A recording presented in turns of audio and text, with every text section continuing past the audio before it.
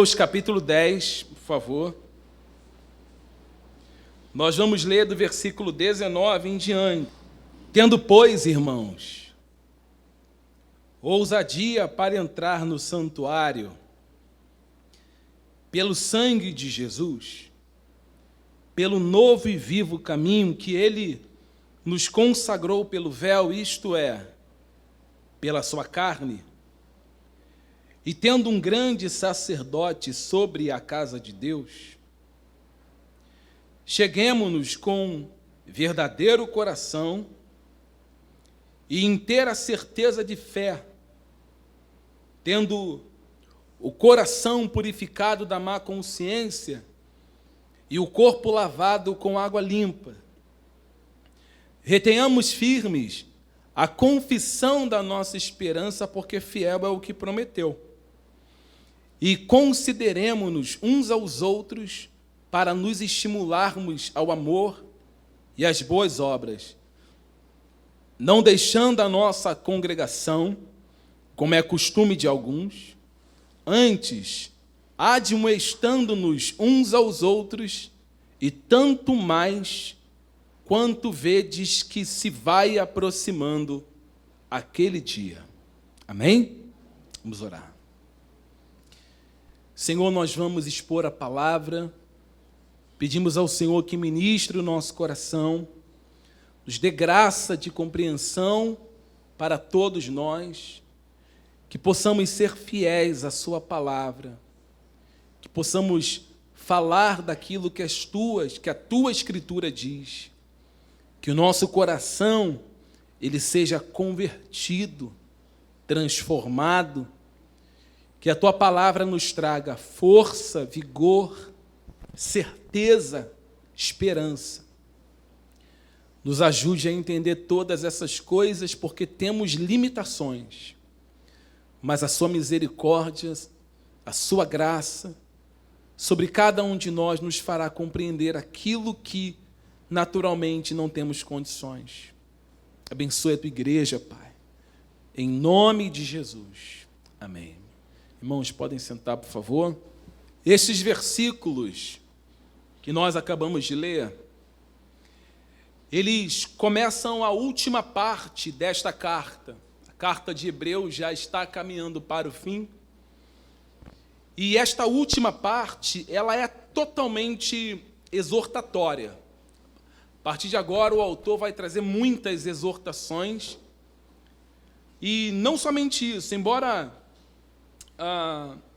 serão expostas algumas questões doutrinárias aqui no texto, nos textos de Hebreus até o fim, o propósito declarado de todo o restante dessa carta é um só agora. É propor, é insistir aos hebreus os vários deveres que eles têm agora. Agora que os hebreus conhecem as verdades já expostas ou já explicadas pelo autor, baseado nisso, o autor ele vai trazer algumas exortações, e essas exortações são simplesmente para expor aos ouvintes os privilégios que eles têm diante dos deveres que eles precisam assumir. Desde o capítulo 1 até o capítulo 10, até o versículo 18, ele traz como se fosse ensinamentos a respeito de Cristo e do seu sacerdócio, porque, na verdade, tudo, a carta de Hebreus, quando você analisa ela de maneira mais detalhada, você vai perceber que tudo deriva do sacerdócio e do sacrifício de Cristo. E através disso, por intermédio disso, através do sacerdócio e do sacrifício de Cristo, essa ação de Cristo vai afetar e beneficiar todos aqueles que recebem a graça de Deus, todos aqueles que foram salvos, todos aqueles que foram resgatados por Cristo através da sua morte e ressurreição. Eles agora estão debaixo de benefícios que eles já conhecem agora. E eles só tomaram conhecimento mais claro desse benefício porque o autor, ele vai se debruçar sobre o ensinamento para explicar à igreja, aos hebreus, quem eles são, o que aconteceu sobre a vida deles, a obra que foi feita sobre cada um deles. Então, antes dele dar algumas ordens, antes da ordem chegar, antes dele trazer admoestações para os hebreus, ele vai trazer ensinamentos. Porque não tem fundamento você dar ordem para uma pessoa sem antes ensiná-la, sem antes mostrar para aquela pessoa os motivos pelo qual ela precisa obedecer. Então o autor faz isso. Ele pega o capítulo 1 até o capítulo de número 10, até o versículo 18, e vai explicando e esmiuçando para que aquele povo entenda, de fato, o que o sacerdócio e o sacrifício de Cristo representa para eles. Que agora esse sacerdócio e esse sacrifício, ele é muito superior a tudo aquilo que eles já acreditavam, a tudo aquilo que eles já criam, a tudo aquilo que eles já tinham como conhecimento da antiga aliança. Nenhuma daquelas coisas seriam mais suficientes, já que eles estão debaixo de um sacerdócio e debaixo de um sacrifício pleno e perfeito, que não há mais necessidade que eles pratiquem qualquer outro sacrifício para que eles possam viver os benefícios que Cristo traz. Então, já que o autor faz isso do capítulo 1 até o capítulo 10, e explica, agora ele traz essas admoestações. E uma coisa também tem que ficar clara, é que estas ordens, elas só podem ser aplicadas para quem está incluído nos versículos que nós lemos agora, principalmente o versículo 19, 20 e o versículo 21. Essas admoestações, elas não podem ser dadas para outras pessoas a não ser para crentes. Porque o autor não está escrevendo uma carta para um povo que não conhece a Deus. Esse texto aqui, ele não é escrito para um povo incrédulo, para um povo que está na prostituição, no roubo ou no mundo. Não. As ordens, as ordenâncias do texto aqui, elas serão dadas para um povo que recebeu a graça de Deus, a salvação de Deus, e que é povo de Deus, porque a carta é endereçada para um povo. Toda a instrução, do 1 ao 10, é endereçada a um povo, para que aquele povo compreenda o que aconteceu. Então, as admoestações também é endereçada para o mesmo povo. Então, esse texto não pode, o que nós vamos pregar aqui, parece até loucura o que eu vou dizer, mas você vai compreender já. Esse texto não pode ser aplicado sobre um descrente, por exemplo. Eu não posso pegar esse texto aqui e pregar sobre uma pessoa que não conhece a Cristo. Eu não posso pegar esse texto aqui e aplicá-lo ou pregar para evangelizar uma pessoa que nem sequer sabe quem Cristo é. Porque ela não recebeu as orientações a respeito de Cristo. Então, a primeira coisa para o descrente, para o não crente, para aquele que não é salvo, para aquele que não conheceu a Jesus, a primeira coisa não é essas admoestações que nós vamos ouvir agora. A primeira coisa que o não crente precisa ouvir e saber é quem Cristo é. Porque uma vez sabendo quem Cristo é, e conhecendo a morte e ressurreição de Cristo, ele pode chegar ao arrependimento. Então não se pode aplicar esse texto que nós vamos pregar a uma pessoa não arrependida ou desconhecida no que diz respeito à pessoa de Jesus. Então nós vamos ter alguns pontos aqui nos versículos que nós já lemos e vamos repetir, que são interessantes para a igreja. Eu vou pedir a você para prestar bastante atenção nisso, antes mesmo de fazer a aplicação hoje. O versículo 19, por exemplo, ele diz o seguinte: tendo, pois, irmãos. Essa palavra irmãos aqui, que o autor está escrevendo, é exatamente o que eu acabei de falar.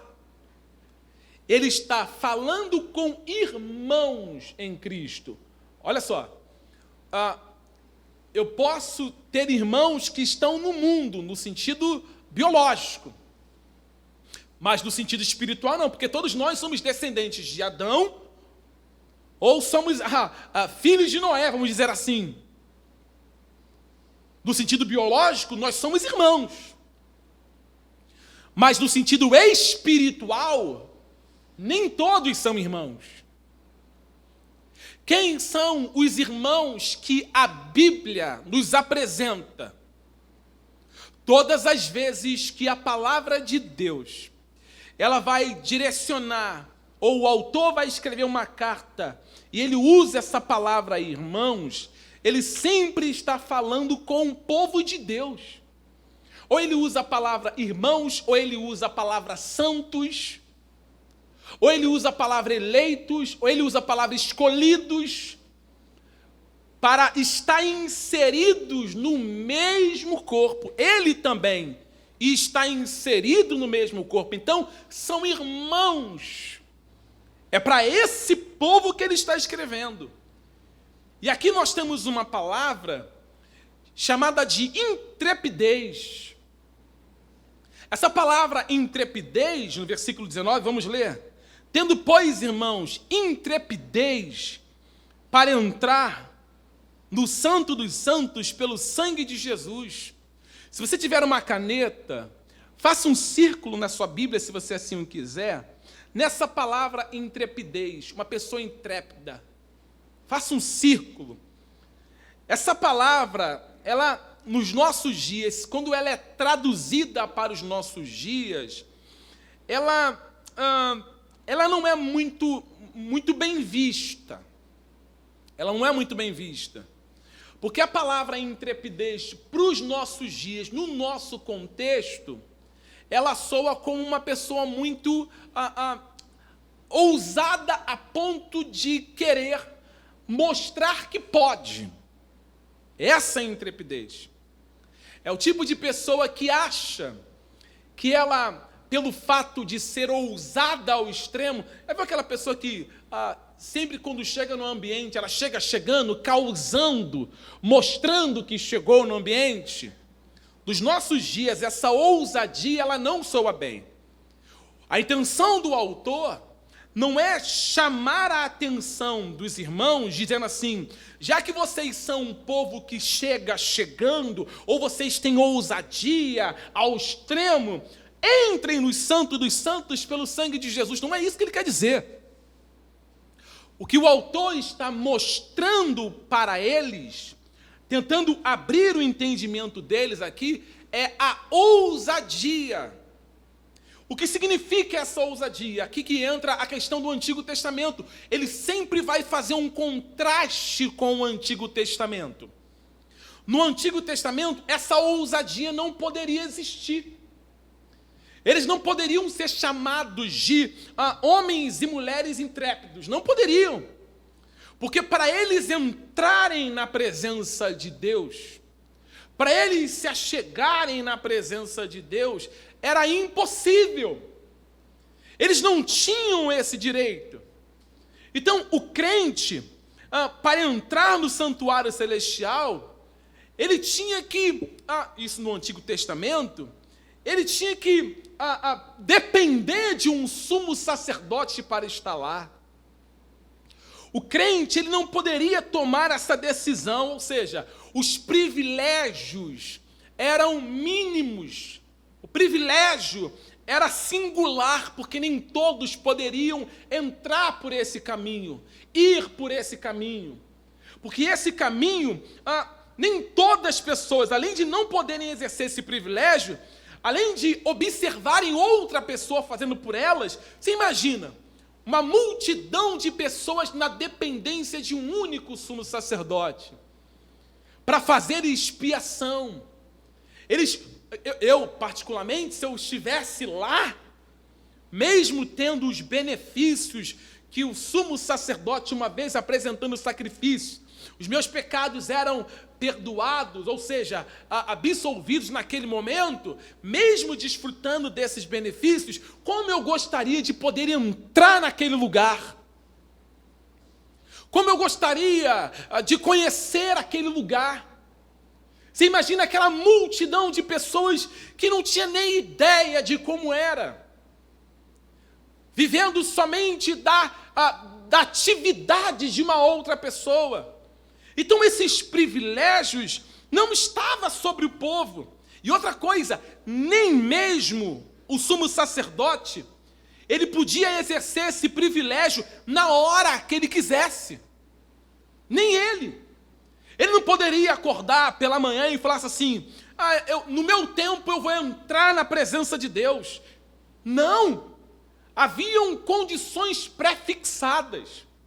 Deus estabeleceu o tempo que ele deveria entrar, a maneira que ele deveria entrar, como ele deveria se achegar.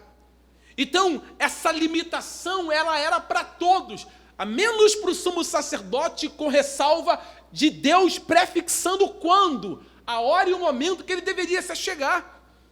Então, agora, o autor, sabendo e sendo conhecedor de como esse privilégio era limitado, e o povo não poderia se achegar na presença de Deus, ele agora chama a atenção do povo e fala assim, vocês precisam se beneficiar plenamente desse direito agora. O que vocês não tinham, o que era impossível para vocês, o que vocês não tinham acesso, aquilo que vocês não poderiam nem se achegar, agora vocês precisam aproveitar desse privilégio. Fazer desse privilégio uma coisa que leve a vocês a querer estar lá, a sempre querer estar na presença de Deus, porque agora não há mais divisão. Por quê? Porque Jesus restaura a relação entre Deus e o homem. Aquilo que estava rompido, o acesso que o homem não tinha a Deus, o homem era limitado a Deus. O que Jesus faz? Jesus, ele restaura essa comunhão. Ele traz de volta, ele dá ao homem o direito de entrar neste lugar, para que ele tenha comunhão com Deus. E isso é um ponto bem interessante, porque hoje nós que estamos aqui no culto, todos nós, talvez nós não conseguimos balizar ou colocar em julgamento os nossos próprios julgamentos, vamos dizer assim, nós mesmos julgarmos, a ponto de falarmos assim, eu gostaria muito de orar mais a Deus, eu gostaria muito de estar mais na presença de Deus. Não é isso, olha só. Imagine que você tenha na sua casa, sei lá, 100 agulhas, aquelas agulhas que as mulheres usam para costurar roupa, né? Tem 100 agulhas lá. É uma grande quantidade para costurar uma roupa. Aí, de repente, você pegou a agulha aqui, foi no quintal, você botou aquela agulha aqui na roupa, foi no quintal, pendurar a roupa, fazer alguma coisa, e a agulha caiu, você fala, perdi a agulha, caiu no quintal, eu vou pegar outra, porque lá dentro eu tenho 99. Ou seja, você tem bastante. Então, aquela uma que cai, você não vai parar e ficar ali vasculhando o quintal por causa de uma agulha que você perdeu, tendo 99 lá dentro. Você não vai fazer isso. A mesma coisa é referente à presença de Deus. O fato do caminho estar aberto, de termos acesso até Deus, torna esse caminho, esse lugar aonde Deus está para nós banalizado. Nós banalizamos esse caminho. Porque se cada um de nós aqui vivêssemos lá, na antiga aliança, onde só o sumo sacerdote podia entrar, eu creio que cada um de nós ficaríamos assim, como eu gostaria de estar lá. Como eu gostaria de entrar junto com ele para ver a presença de Deus. Por que Deus não me escolheu para ser o sumo sacerdote? Por que Deus não me escolheu para estar na presença dele, para orar, para buscar? Sabe, eu queria tanto poder entrar, tomar um banho, me preparar para estar diante de Deus. Hoje nós não fazemos isso porque nós temos em abundância. Porque o caminho está aberto.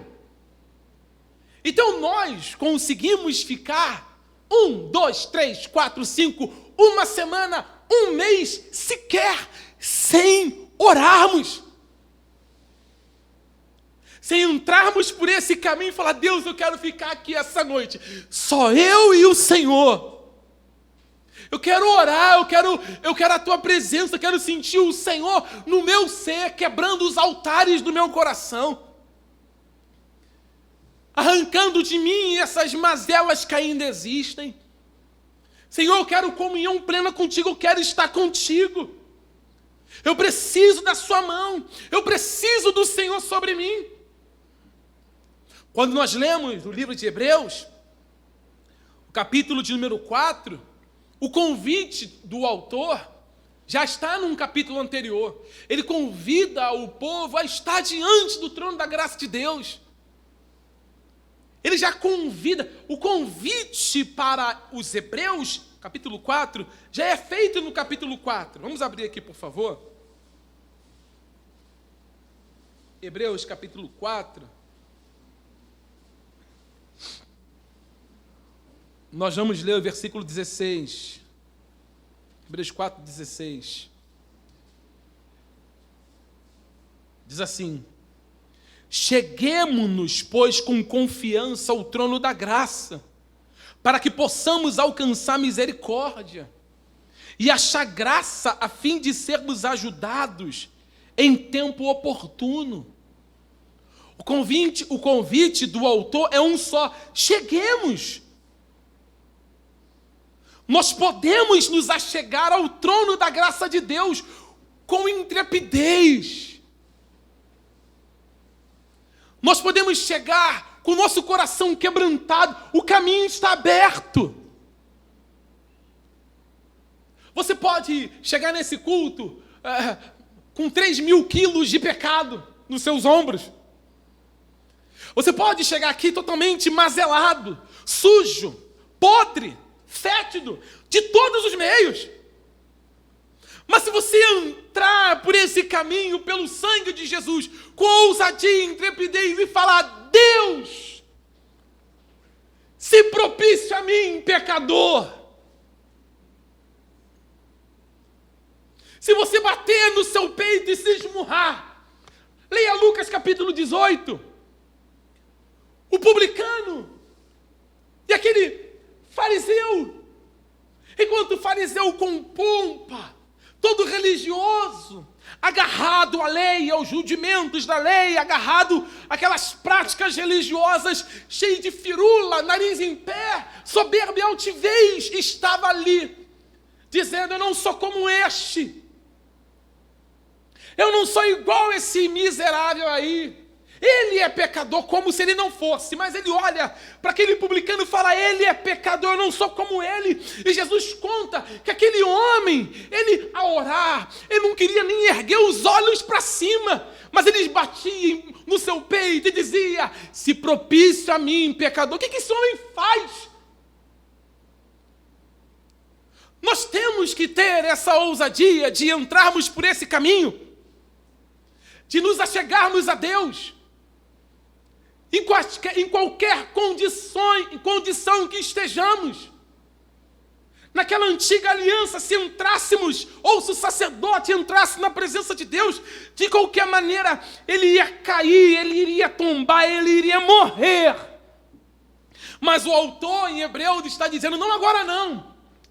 Agora, por causa do sacrifício de Jesus.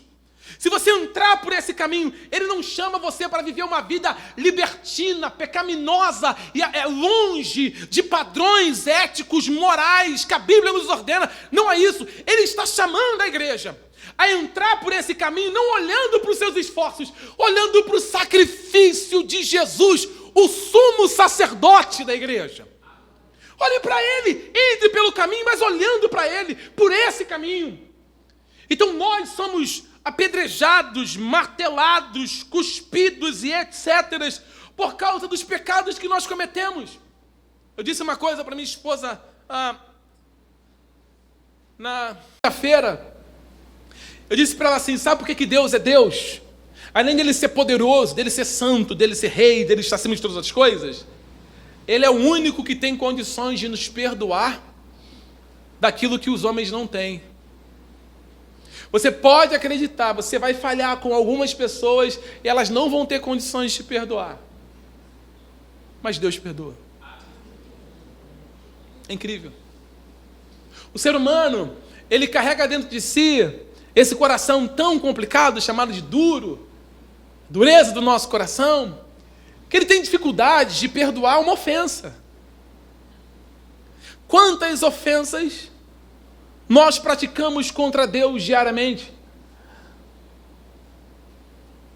Eu disse para o irmão que se dependesse de nós, Davi nunca seria rei de Israel.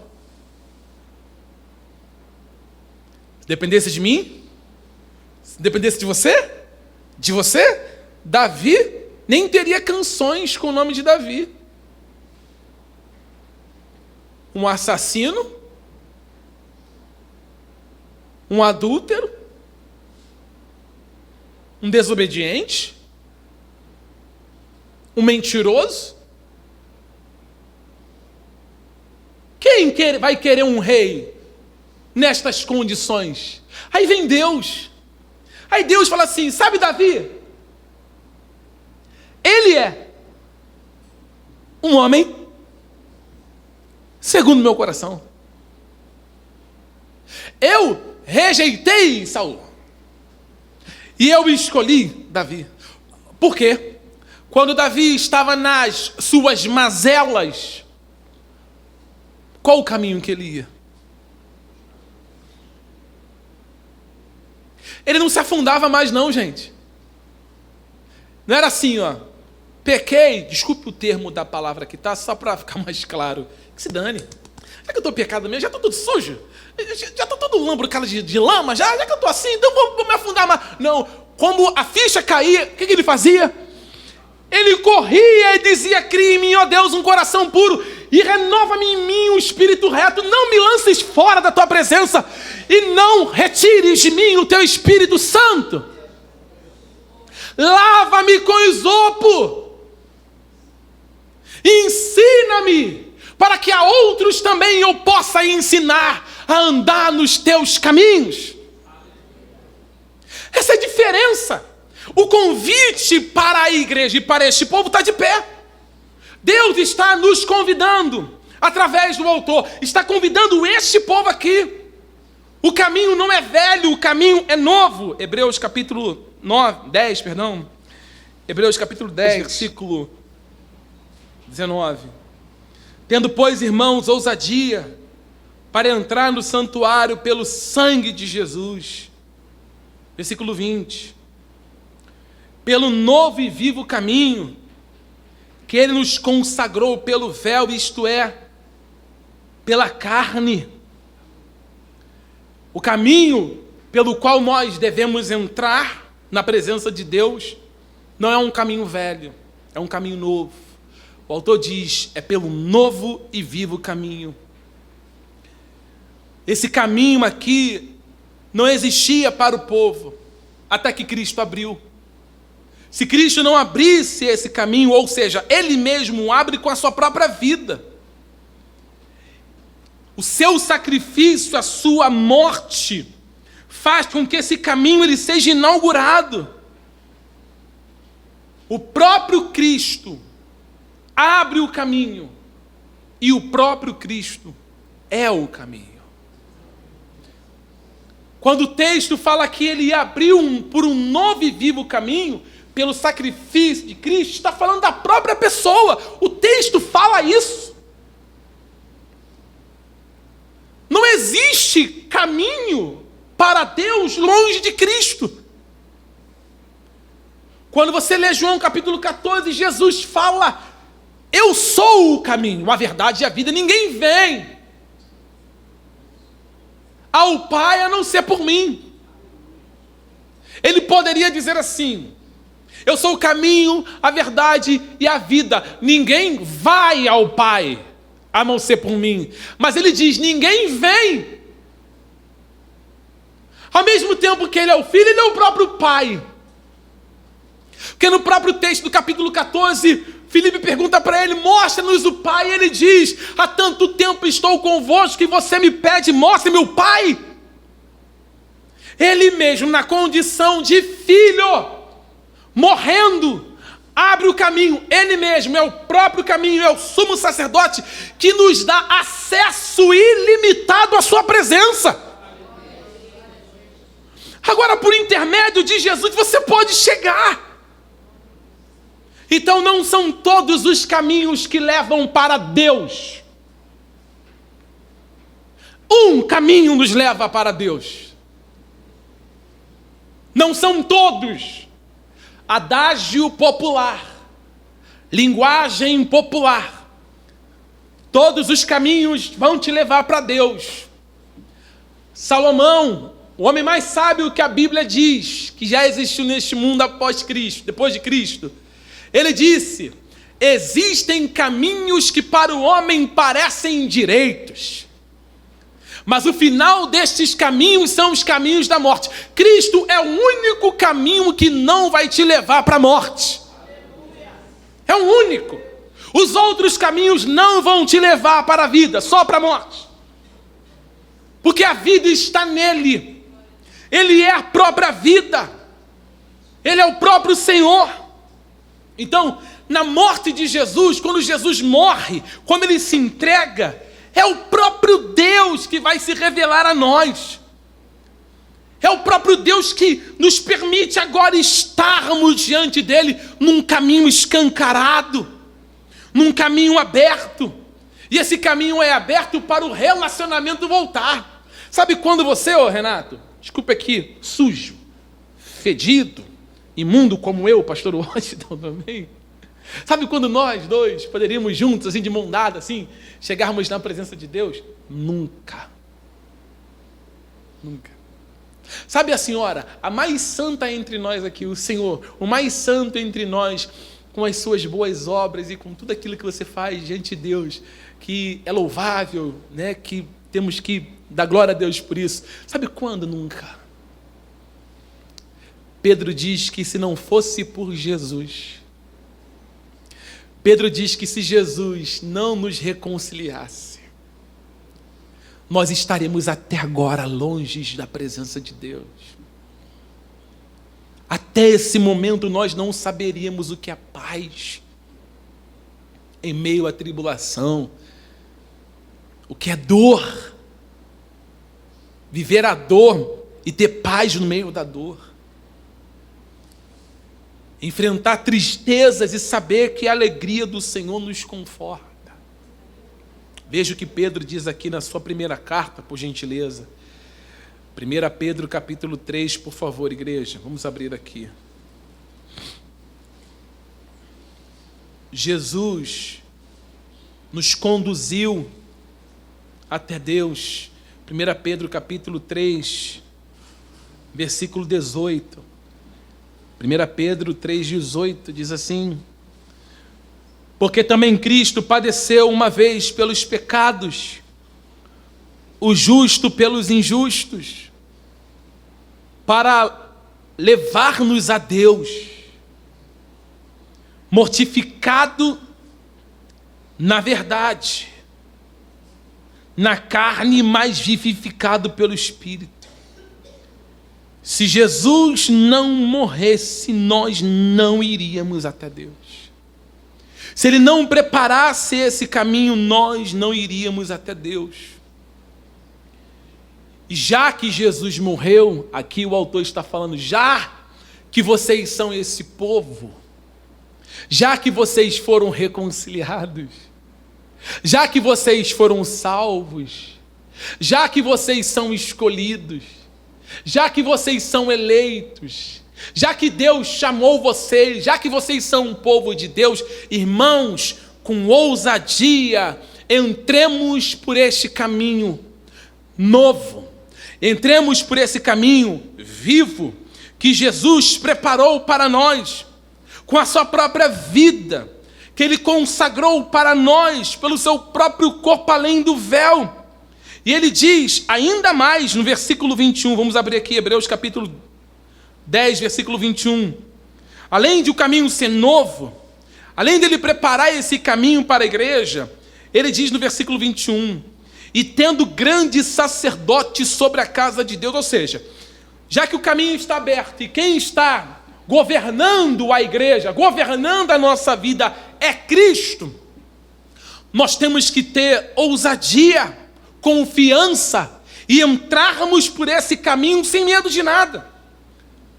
Se você faz parte do povo de Deus, se você é um escolhido de Deus, se Deus separou você, se Deus nos separou, se você acredita que esse caminho está preparado para nós, a sua confiança precisa estar elevadíssima.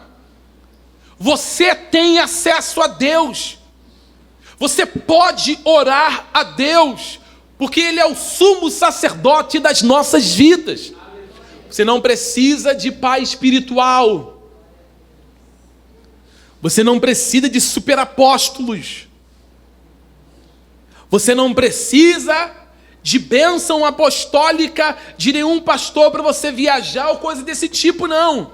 Do que diz respeito à oração sacerdotal do bispo da igreja. Não.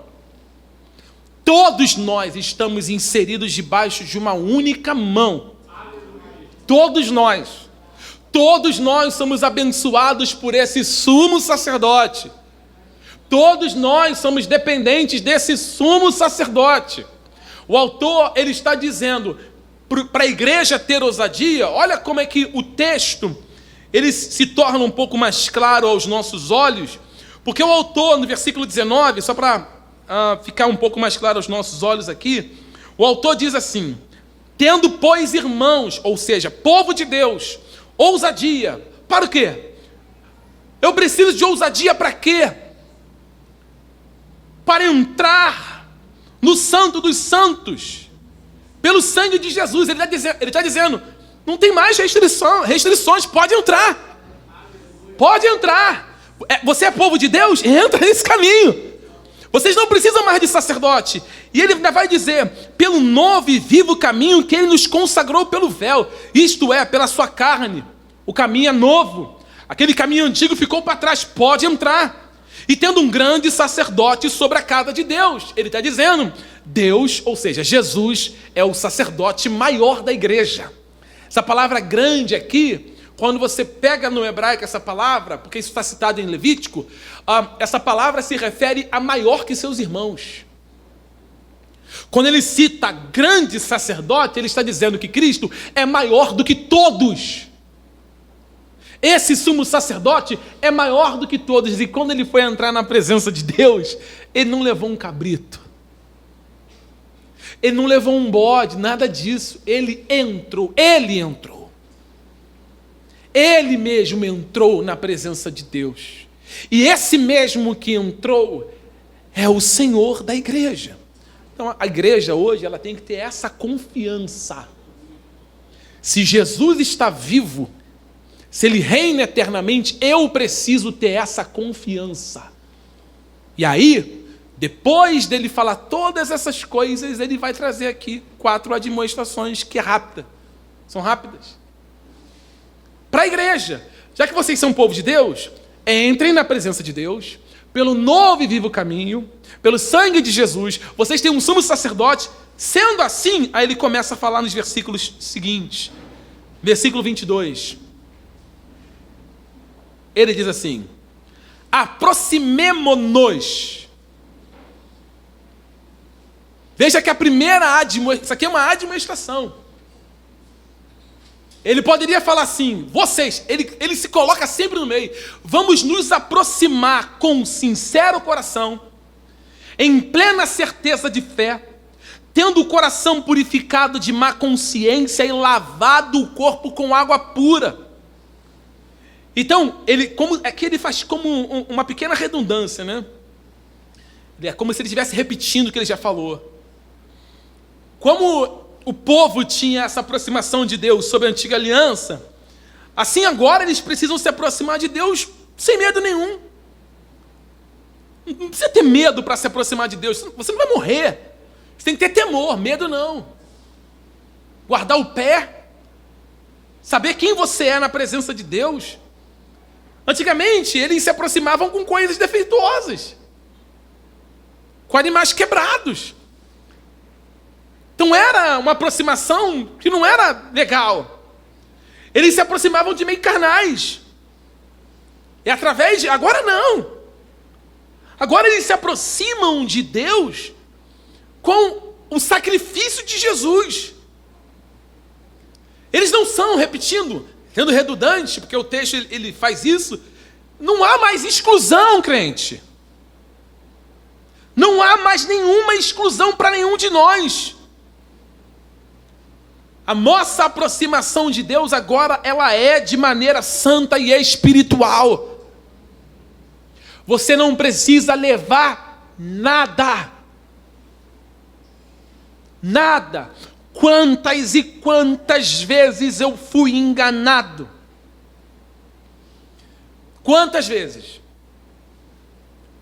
Que para Deus ouvir as minhas orações, para que eu fosse aceito e abençoado por Deus, eu tinha que fazer alguma coisa. Não. Nem na antiga aliança, quando eles faziam alguma coisa, eles eram aperfeiçoados. Irmãos, sabe o que a lei aperfeiçoou? Alguém sabe? Você sabe o que a lei aperfeiçoou? Nada. A lei não colocou nada no lugar. O sangue de animais não colocou nada no lugar. O dinheiro não colocou nada no lugar. Quantos ouros, prata, cobre, cordeiros eles entregavam no altar. Salomão, quando faz o seu sacrifício, se lembra bem, em Gibeá, não tem nem mais espaço para sacrificar boi. Segundo o relato histórico, Salomão pega no sono, porque ele imolou tantos bois, que ele dorme de cansaço. E é ali que ele tem um sonho, que Deus fala para ele, pede o que você quiser, que eu vou te dar. Ele pede sabedoria. E mesmo assim não houve uma perfeição. Cometeu delitos, tropeçou. Olhe para a história antiga, veja Moisés, veja Abraão, veja Noé, veja os pais ali, os heróis da fé do Antigo Testamento. Os homens que iam para a guerra, leia sobre Sansão, leia sobre Saul, leia sobre Davi, leia sobre Samuel. Nenhum desses homens chegaram a uma plenitude a ponto de falar assim: eis ali um homem justificado pelos seus méritos, porque ele é obediente à lei, ele é um homem que segue. Não, a lei não aperfeiçoou nada. A esperança era que viesse alguém. A esperança era que viesse um sacrifício perfeito e único, para que aperfeiçoasse o defeituoso. As nossas imperfeições, elas só são encobertas ou aniquiladas se o sangue de Jesus for derramado sobre nós. O sangue de cordeiro de bodes não aperfeiçoou nada. O coração continuava de pedra. O coração continuava rebelde. Amém, igreja? Obscuro, mas quando... Veja o que aconteceu com você, criatura, comigo e conosco. Olha a obra que Cristo fez em você. Olha que a obra maravilhosa que Cristo fez em nós. Quem diria que você, nós, maltrapilhos, prostitutos sujos nesse mundo largado. Nós estávamos largados neste mundo aí, pintando e bordando, aprontando, fazendo um monte de sujeira, uma semana após outra semana, fumando, cheirando, bebendo, se prostituindo, entregando a mulher para outro homem, um homem pegando uma bagunça de vida. Aí você lá, todo torto, igual vara de birimbau, sabe? Todo empenado, todo escangalhado. Aí você sem força, morto, destruído. Aí vem a bondosa e maravilhosa graça de Deus, no dia que você nem esperava, na hora que você nem queria. Você não queria nem saber de Deus, igreja, Bíblia, oração, jejum. Mas Deus olhou para mim e para você com olhos de misericórdia e nos escolheu e disse: eis que faço nova todas as coisas. Essa obra não é nossa. Hebreus capítulo 7.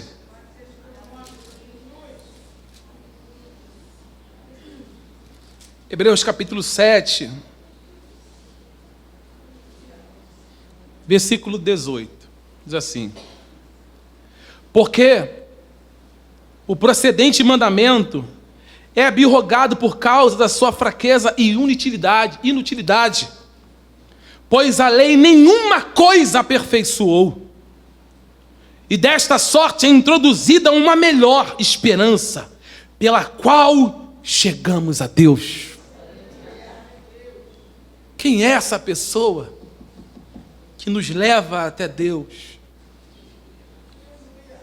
O autor ainda diz no próprio texto, caminhando para o fim, que nós devemos nos aproximar dele com um coração sincero. Isso aqui, irmãos, não é tentar esconder alguma coisa de Deus, não. Não é. Porque Deus nos conhece, sim ou não? Mas quando você chega na presença de Deus, com um coração verdadeiro, como eu já citei aqui do publicano, falando: Senhor, eu pequei. É essa sinceridade que Ele quer. Senhor, eu sei que eu estou errado. Amém, igreja? Senhor, eu sei que o que eu fiz não é do seu agrado. Eu sei, Senhor. Eu não deveria ter feito isso. Me ajuda, me perdoa. Não é chegar na presença de Deus todo cheio de falhas e falar: Senhor, me abençoa. Senhor, eu sou merecedora, eu sou merecedor. O Senhor tem que me dar. E Deus fala: primeiro você tem que ter um coração sincero. Primeiro você precisa se arrepender dessas transgressões aí que estão no seu coração. É a primeira coisa. Quando nós lemos João capítulo 4, versículo 24, eu vou ler com você. Olha o convite de Jesus para a igreja, para o povo, para nós. Caminhando para o fim já, igreja. Só um minutinho. João capítulo 4, versículo 24. Diz assim: Deus é Espírito, e importa que os que o adorem em espírito e em verdade. É o coração, irmão. É um coração sincero. Chegar na presença de Deus com um coração sincero. Isso aqui o autor já havia falado também em Hebreus. Capítulo 3 de Hebreus, ele diz no versículo 12 a versículo 14, sobre essa sinceridade. Hebreus capítulo 3, versículo 12 a 14, ele diz: vede, irmãos, que nunca haja em qualquer um de vós um coração o quê? Infiel, para se apartar do Deus vivo. Faça isso. Antes, exortai-vos uns aos outros todos os dias, durante o tempo que se chama hoje, para que nenhum de vós se endureça pelo engano do pecado, porque nos tornamos participantes de Cristo, se retivermos firmemente o princípio da nossa confiança até o fim. Então, o nosso coração, ele pode se tornar um impedimento, se ele não for verdadeiro diante de Deus. Quando você estiver pensando em pecar, lembre-se que Deus está te vendo. Quando você estiver pensando em agir hipocritamente, lembre-se que Deus te conhece. Porque assim, irmãos, não há como esconder as coisas de Deus. Não há como. Quando nós lemos o Evangelho de João no capítulo 15, quem está me ouvindo ainda, diga amém? O Evangelho de João no capítulo 15, nós temos ali muitos líderes religiosos, fariseus, né? E o que eles faziam? Eles aparentavam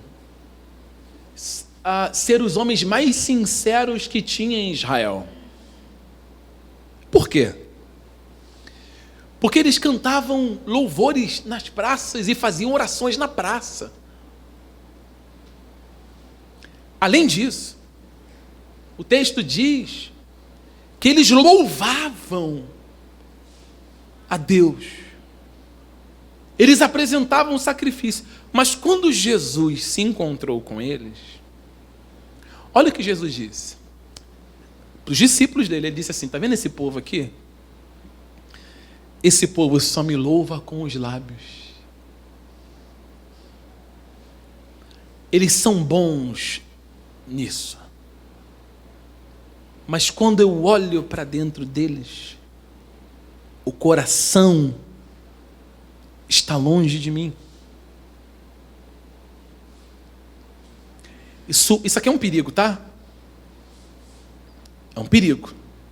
Quando ele fala que nós devemos nos aproximar, aproximemo-nos, e ele usa o coração sincero aqui, veja que ele fala assim, olha, quando você se aproximar de Deus, não chegue com um coração com máscara. Porque a palavra sincero aqui é sem cera. É sem máscara. Essa palavra sincero é sem cera, sem máscara. O que o autor está falando, ó, chegue com o coração escancarado mesmo para Deus. Porque você está num caminho que outrora você morreria, mas você tem o sangue de Jesus. Pelo sangue de Jesus você vai e fala, eu sou um pecador, me arrependa. Então Jesus mostra que existe um perigo da gente cantar, louvar, pregar, fazer todas essas coisas e mesmo assim o nosso coração está longe dele.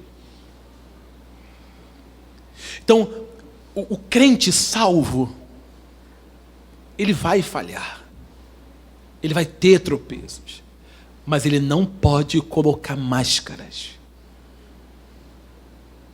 Amém, igreja?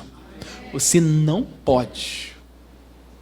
Se você é salvo mesmo, se Jesus fez essa obra e você tem essa ousadia, essa intrepidez de entrar por esse caminho, não use máscaras.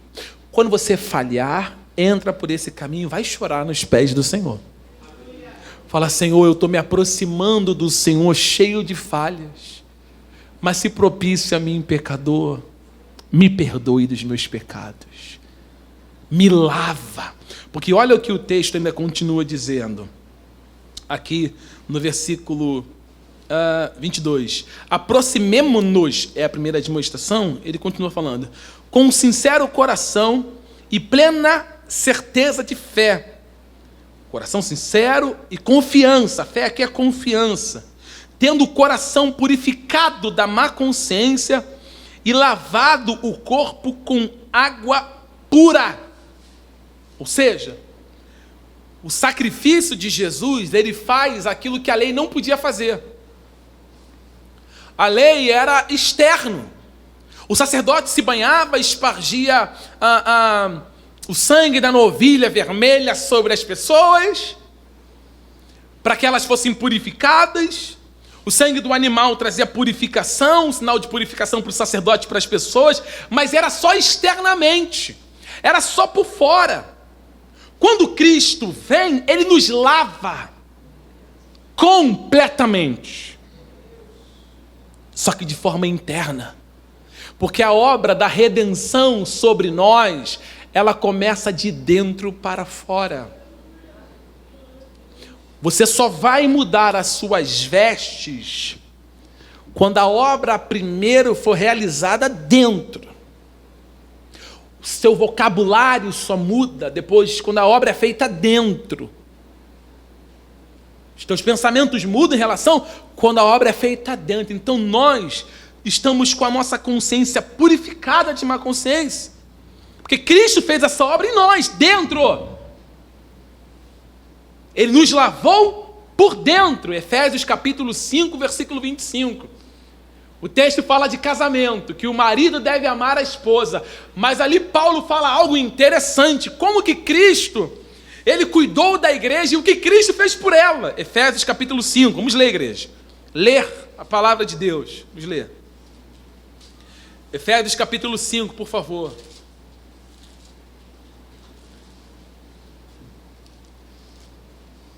Efésios capítulo 5, versículo 25 e 27. Efésios 5, 25 e 27.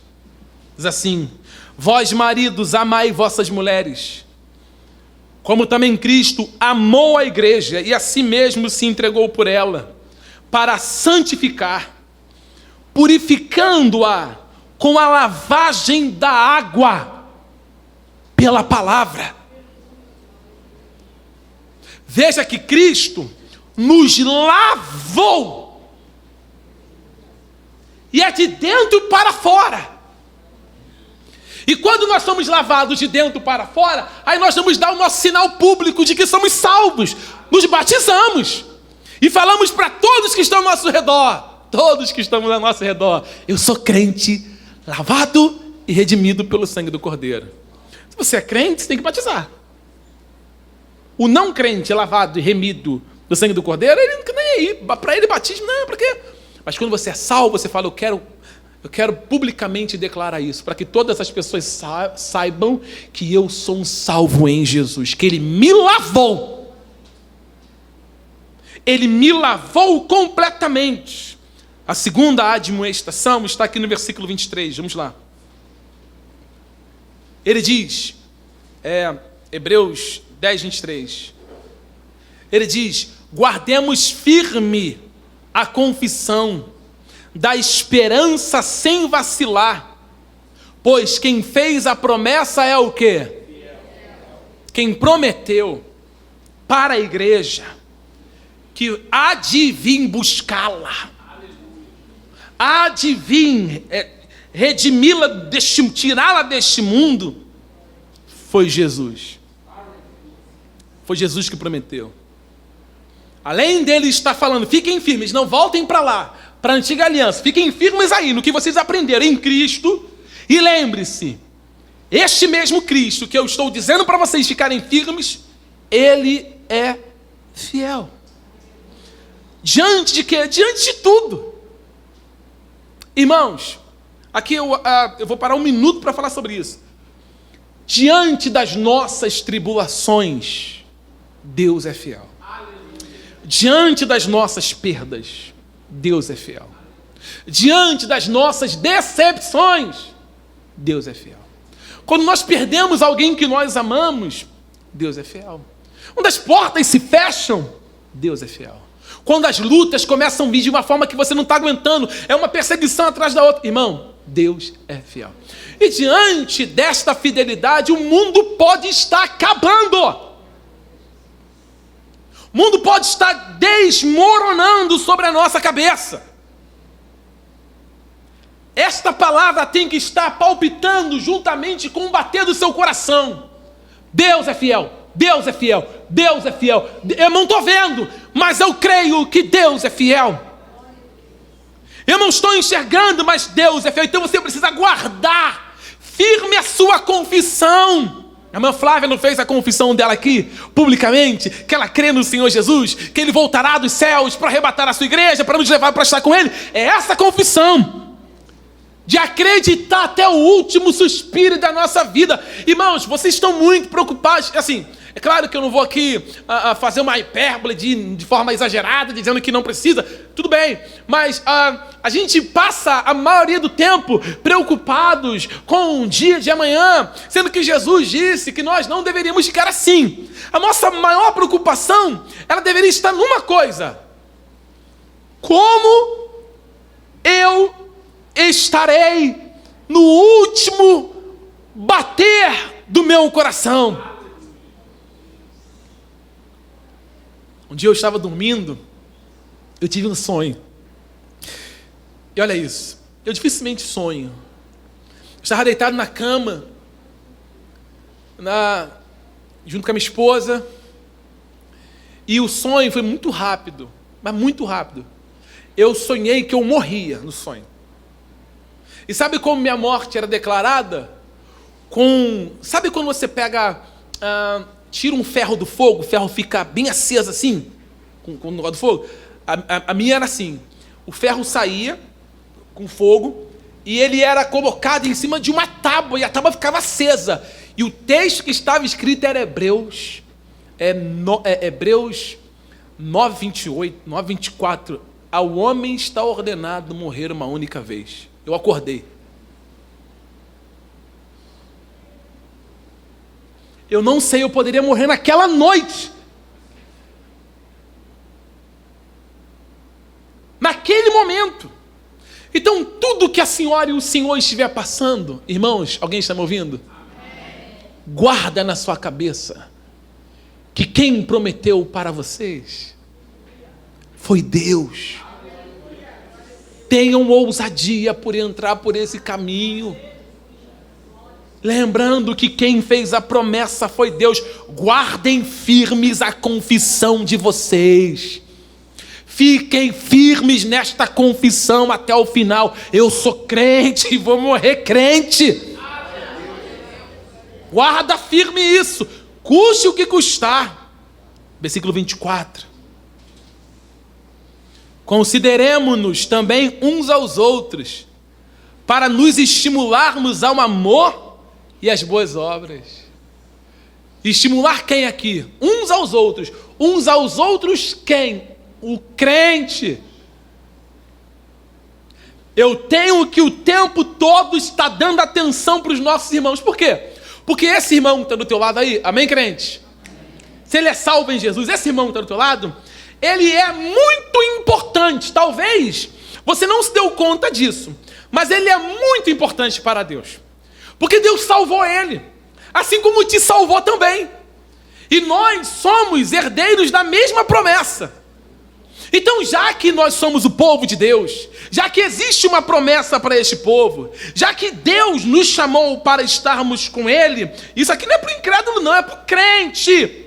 O que nós devemos fazer? Nós não podemos ser indiferentes com nossos irmãos. O que o autor está falando aqui é que nós devemos dar atenção aos nossos irmãos. Ele não está falando daquela... É bom também, né? Mas ele não está falando isso não. Que, vamos dar a mão aqui, vamos cantar. Não. Hoje vamos para a pizzaria, irmãos. Os irmãos se reuniram numa pizzaria para comer. Ele não está falando disso não. Ele está falando na coletividade, no culto. Os irmãos reunidos não podem vir ao culto e passarem despercebidos. Parece que quem tem que prestar atenção na igreja, no irmão, é só o pastor. Mas o autor está deixando claro: consideremo-nos também uns aos outros. Ele está chamando a atenção aqui que nós temos que prestar atenção nos nossos irmãos e estimulá-los. Sabe o que é estimular? É incentivá-lo. É tipo isso aqui, ó, irmãos. Continue no amor de Deus e as boas obras. Continue servindo e continue perseverante. É lembrar a esses irmãos que nós somos o povo de Deus e que recebemos o mesmo privilégio de sermos escolhidos, de entrarmos por esse caminho. esta mulher e este homem que está nessa igreja junto conosco não são qualquer pessoas. Não são. Então essa base aqui é doutrinária, é falar para esse irmão que às vezes chega aqui, como eu disse, escangalhado. Quantas vezes você tirou 1 minuto para falar, irmão, tá tudo bem? Precisar de ajuda? Conta comigo. Fica firme, tá, meu irmão? Até o final. Eu quero te ver de novo aqui no culto firme, louvando a Deus comigo, adorando a Deus com um coração sem máscara, adorando a Deus em espírito e em verdade aqui no culto comigo. Às vezes, irmão, desaparece, a gente nem se preocupa. É estimular. Irmão, aquela irmã ali é chata. Seja aquele crente chato. Sabe que você não vai deixar ninguém ir para o inferno com facilidade. Se depender de mim, você não vai com facilidade para o inferno. Porque você é chato. Fica firme, como é que tá? Fica firme, como é que tá? Não desista, vamos embora. Boas obras, amor, boas obras. Não ser indiferente com o seu irmão. Tem crente que é doido, né? Passa na igreja. Não dá nem bom dia, nem boa tarde, nem paz do Senhor. Ele olha para o irmão. Às vezes aquele irmão só precisava de um abraço. E eu ouvi essa palavra aqui, ó, se precisar de mim, pode me procurar, tá? Conta comigo. Conta comigo. Estimular uns aos outros. Para a gente terminar, versículo 25. Não deixemos de congregar, como é o costume de alguns. Antes façamos admoestação, e tanto mais quanto vedes que o dia se aproxima. É muito forte isso aqui. Isso aqui é uma questão escatológica. Ponto escatológico. O autor agora está olhando para o último dia, quando Cristo virá buscar a igreja, como nós cantamos hoje aqui, esse Maranata. Ele está olhando para aquele grande dia, ele fala para aquela igreja, irmãos, não deixe de congregar como é o costume de alguns, não deixem.